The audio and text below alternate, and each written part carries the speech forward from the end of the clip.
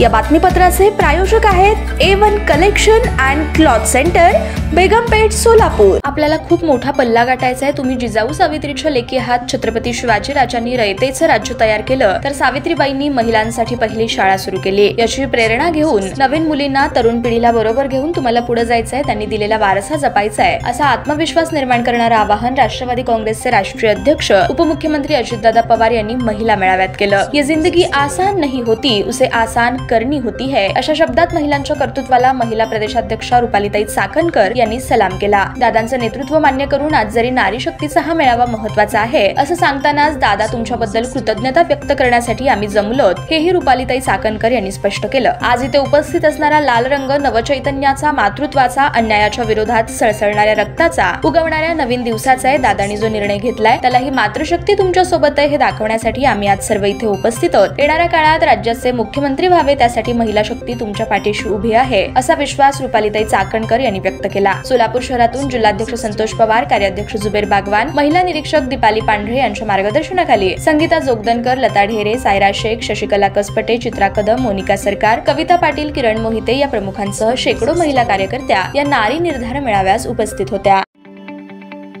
ताज्या बातम्या पाहण्यासाठी प्राईम महाराष्ट्र न्यूज चॅनलला सबस्क्राईब करा।